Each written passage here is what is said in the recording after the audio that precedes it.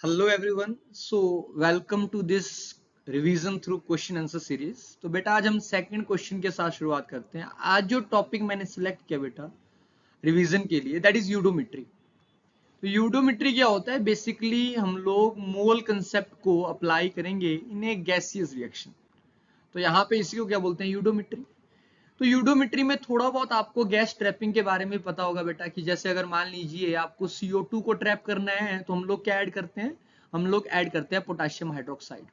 Potassium hydroxide add करने के बाद जो वॉल्यूम डिक्रीज होगा, that is the volume of CO2। Similarly अगर आपको डिफरेंट डिफरेंट गैसेस को ट्रैप करना है तो डिफरेंट डिफरेंट रिएजेंट डाले जाते हैं। अभी इस क्वेश्चन में हमें CO2 को ही ट्रैप करना था, तो यहाँ पे मैंने CO2 के रिस्पेक्ट में बता दिया आपको कोई भी बेस आप ऐड कर सकते हैं, क्योंकि CO2 का नेचर क्या होता है? एसिडिक होता है। तो चलिए जरा क्वेश्चन को पढ़ते हैं बेटा। ये इन्फॉर्मेशन इस क्वेश्चन में रिक्वायर्ड थी, इसलिए मैंने बता दिया आपको कि KOH ऐड करने के बाद जो भी वॉल्यूम डिक्रीज होगा वो वॉल्यूम किसका होगा? That is the volume of CO2। देखिए क्वेश्चन में गिवन क्या था? क्वेश्चन में गिवन था कि अगर 5 ml गैस है और गैस सिर्फ क्या कंटेन करती है? कार्बन और हाइड्रोजन। मतलब इनडायरेक्टली वो बात कर रहा था कि वो एक हाइड्रोकार्बन है। और इस हाइड्रोकार्बन को जब मिक्स किया बेटा, पहले ही बोल दिया कि ऑक्सीजन क्या थी? एक्सेस में थी। ऑक्सीजन जब एक्सेस में थी तो पक्का यहाँ पे क्या बनेगा बेटा? हाइड्रोकार्बन की कंबशन हो रही है। तो आपको पता है बैलेंस रिएक्शन लिखूंगा तो क्या आएगा?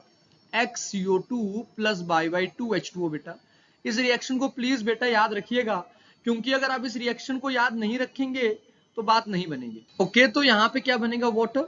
तो बेटा इसको बैलेंस करना बहुत आसान है। जैसे यहाँ पे क्या था? CXH, तो पक्का ऑक्सीजन के कितने आएंगे बेटा? X plus Y/4। तो this is our balance reaction, क्योंकि स्टोशियोमेट्रिक रिएक्शन अगर बैलेंस होगी तभी मैं स्टोशियोमेट्री अप्लाई कर पाऊंगा। तो यहाँ पे जो गिवन है पहले देखते हैं। हाइड्रोकार्बन का जो अमाउंट है बेटा वो कितना गिवन है? 5 ml। और ऑक्सीजन पहले एक्सेस में ले रखिए, मतलब 30 ml। जब हमने रिएक्शन करवा दी, एक स्पार्क पास करवाई, तो रिएक्शन वहां पे कंबशन हुई। लेकिन जब कंबशन होगी तो डेफिनेटली O2 तो एक्सेस में थी ना, तो कुछ ना कुछ अमाउंट ऑफ O2 तो बच जाएगा। लेकिन आपको यह पता होना चाहिए कंबशन से जो प्रोडक्ट बनेंगे वो CO2 और वाटर होंगे। जिसमें कुछ नहीं मेंशन है तो हम वाटर को लिक्विड ट्रीट करेंगे। तो जब रिएक्शन में ये एक्सेस है बेटा तो लिमिटिंग तो सारा का सारा खत्म हो जाएगा ना। तो मतलब आफ्टर रिएक्शन जो वॉल्यूम दिया होगा वो किस किस का होगा बेटा? After reaction volume of mixture given है बेटा। मतलब मिक्सचर का मतलब है उसमें CO2 भी होगी और उसमें आपका ऑक्सीजन गैस भी बची होगी। तो दैट इज गिवन बेटा 25 ml। तो 25 ml है बोला। लेकिन जब हमने पोटेशियम हाइड्रोक्साइड को ऐड किया, मैंने स्टार्टिंग में मेंशन किया था, वो किस लिए ऐड किया? CO2 का अमाउंट पता करने के लिए। तो वॉल्यूम कितने को रिड्यूस हो गया बेटा? 15। तो therefore volume of CO2 actual में कितना था बेटा? 25 पहले था, बाद में 15 था। तो देयरफॉर वॉल्यूम ऑफ CO2 कितना बोलूंगा बेटा? 25 माइनस 15 ही होगा ना। देखो टोटल वॉल्यूम 25 था, जिसमें से बचा कितना? 15। तो एक्चुअल में CO2 का जो वॉल्यूम था बेटा वो कितना था? 10 ml था। तो अगर CO2 10 ml थी तो therefore volume of O2 unreacted कितनी बची हुई थी? यहां से मुझे पक्का पता लग गया, volume of O2 unreacted is 15 ml। तो अगर 30 में से 15 ml ने रिएक्ट नहीं किया था बेटा, तो आप बताइए वॉल्यूम ऑफ O2 रिएक्टेड कितना होगा? 101% बेटा वॉल्यूम ऑफ O2 रिएक्टेड क्या होगा? That is equal to 15 ml। अगर 15 ml ये था और CO2 का मैंने पहले ही पता कर लिया, वॉल्यूम ऑफ CO2 फॉर्म कितनी थी बेटा? वॉल्यूम ऑफ CO2 फॉर्म थी आपके पास दैट इज 10 ml, क्योंकि यही वॉल्यूम रिड्यूस हुआ था। एक बार मैं फिर से रिएक्शन को लिखता हूं बेटा। CXHY प्लस क्या था? X प्लस Y/4, ये बैलेंस रिएक्शन थी। O2 will give you XCO2 plus Y/2H2O बेटा। ये हमारे पास बैलेंस रिएक्शन थी। इसका 5 ml था बेटा। तो स्टोशियोमेट्री क्या बोलती है? इसके 1 ml से CO2 कितनी बननी चाहिए? X ml। बट आपके पास 5 ml से कितनी बननी चाहिए? 5x।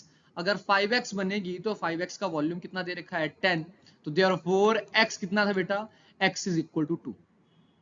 अब स्टोशियोमेट्री बोल रही है 1 से x प्लस Y/4 बननी चाहिए। तो आप बताइए 5 से कितनी बननी चाहिए? 5 इंटू एक्स प्लस Y/4, जिसका वॉल्यूम हमें पता था O2 रिएक्टेड कितना था?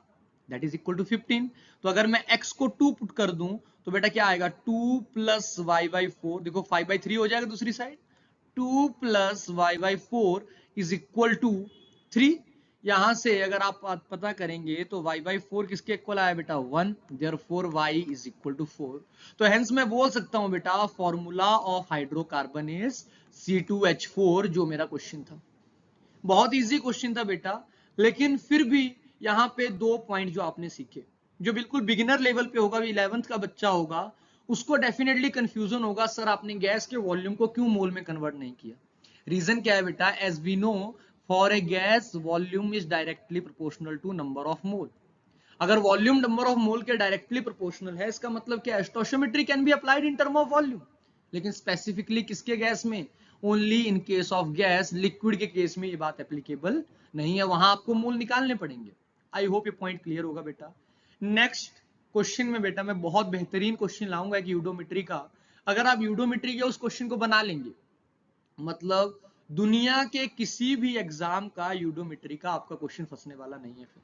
लेकिन अगर आप उस क्वेश्चन को कंसेप्चुअली समझ लेंगे, डेफिनेटली अब बिल्कुल बिगिनिंग लेवल पे हम शुरू कर रहे हैं, तो मैं डेफिनेटली लेवल ऑफ क्वेश्चन बहुत इजी, ज्यादा डिफिकल्ट नहीं कर रहा हूं, लेकिन धीरे धीरे बेटा लेवल को बढ़ाएंगे।